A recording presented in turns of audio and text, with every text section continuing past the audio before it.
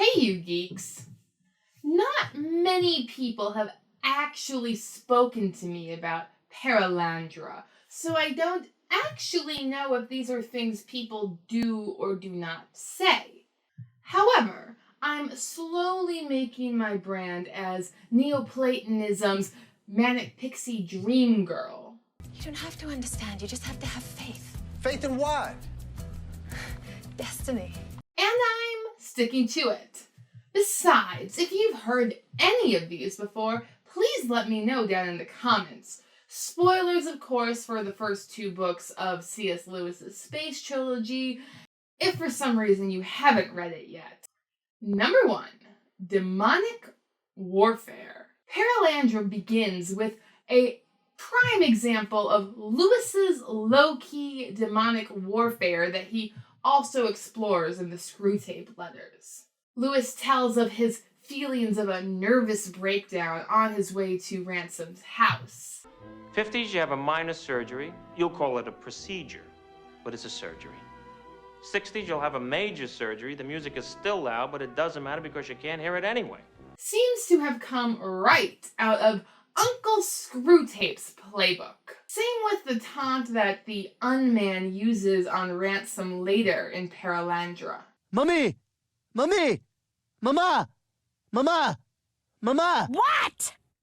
Hi. But if Screwtape was about how mundane actions have epic consequences in a mundane world, Perelandra takes those mundane actions and puts them into an epic world where you can definitively punch evil in the face. Number 2, Clive and John's excellent adventure.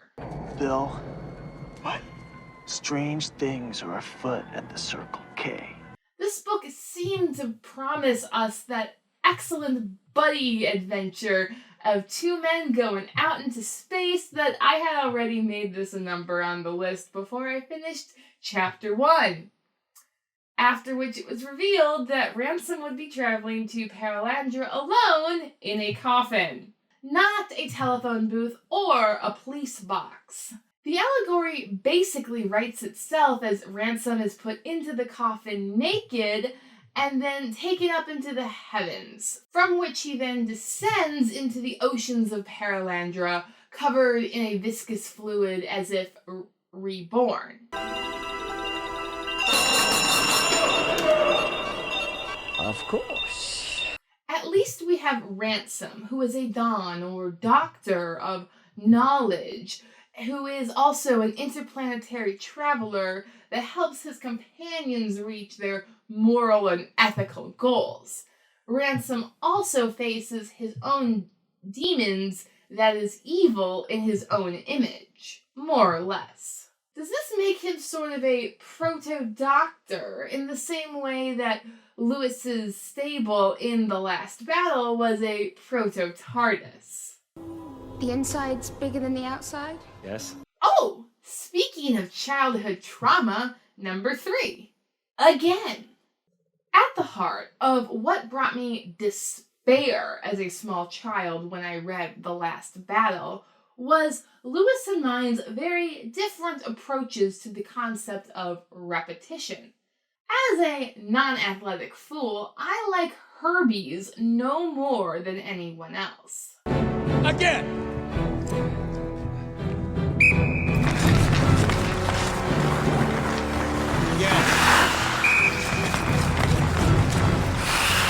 Again!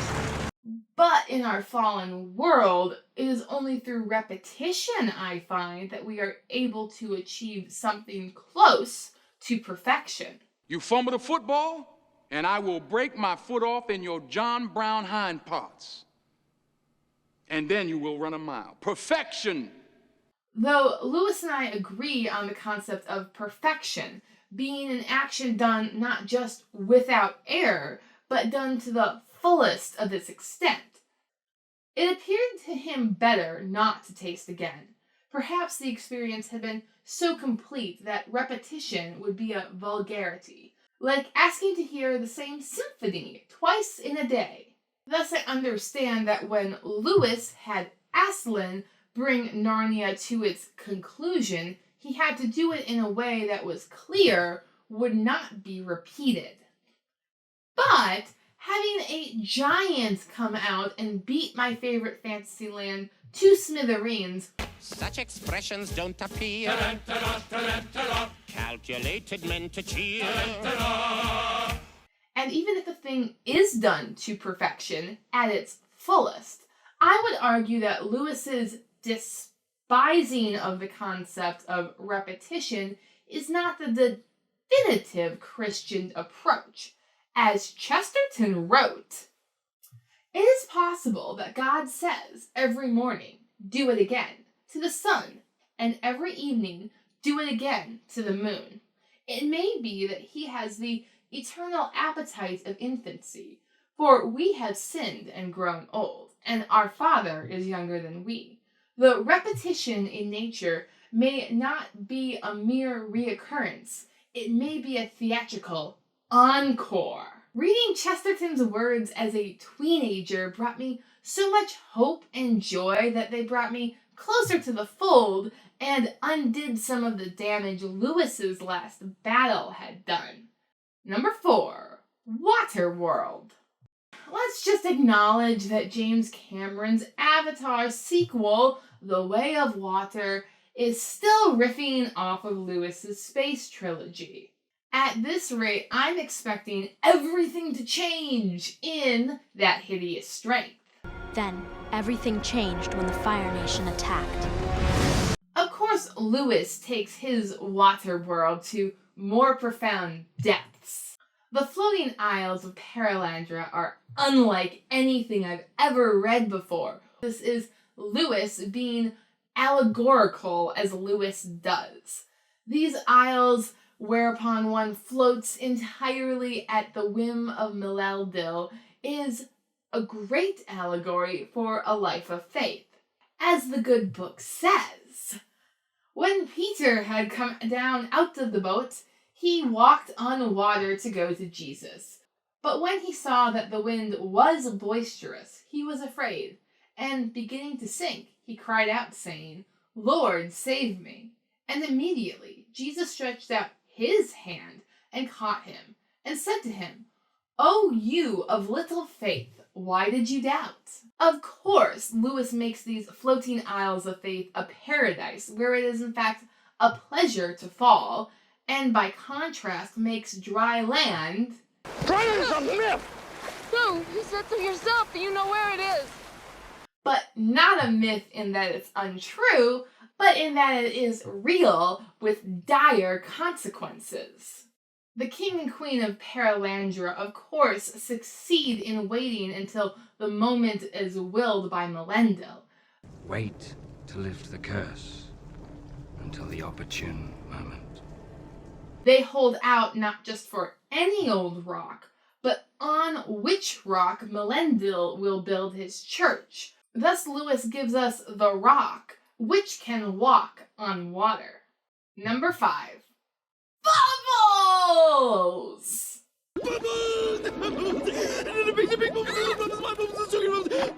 My bubbles. He likes bubbles. That is all. Number 6. Arches. When Ransom lands in Perelandra, it appears that he has been brought there to do the man's job and defend the queen from the tempter, as the queen has been separated from the king, who we later learn is off studying geometry. Math is a really cool thing. So get off your act, let's do some... At first glance, this seems completely unfair.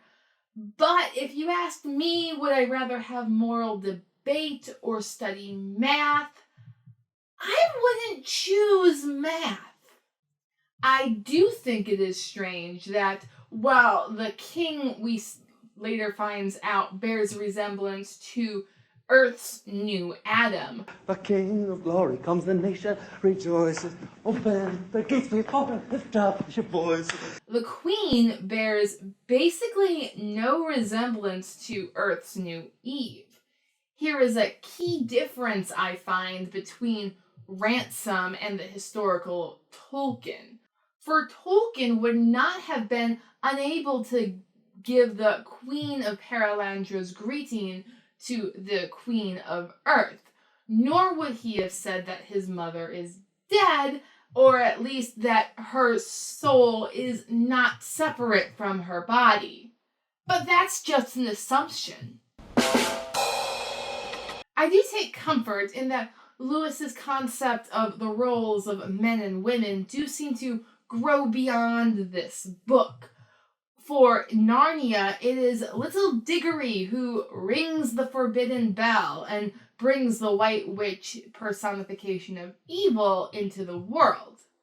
Diggory is, of course, the same boy that grows up to be the professors whose wardrobe allows the Pevensey children into Narnia. The very professor we know is based also off of Tolkien. Try me. Thus, it appears that Lewis's and Tolkien's relationship also evolved over time. And what's a little literary smackdown between friends? I will eviscerate you in fiction. Every last pimple, every last character flaw. I was naked for a day. You will be naked for eternity. Number 7. Treebeard. It's wildly memed that Lewis writing Tolkien into the Chronicles of Narnia as Professor Diggory was a compliment, while what Tolkien did was considerably less so. He wrote Lewis in as a long-winded, bumbling character who never reaches their point. And we never say anything unless it is worth taking a long time to say. This I find a bit odd because Lewis's books are comparatively thinner than Tolkien's. Probably because Lewis relies much heavier on direct allegory, thus while they are thin, they are comparatively more dense. Rather, I believe that Tolkien's little joke was that Treebeard has forgotten what women look like. We lost the Entwives. What do they look like? I don't remember now. We see the truth of that to some extent here, for Ransom was unable to identify a female form at a distance. Yet I think that Lewis could have some imagination of what a female figure was, as he wrote, "The wonder of the woman's breast, a splendor of virility and richness, of womanhood unknown on earth, a living torrent of perfect animality." This was one of the many phrases that made me wonder if I had accidentally stumbled into a Wheel of Time book. Not to mention number 8, undulate.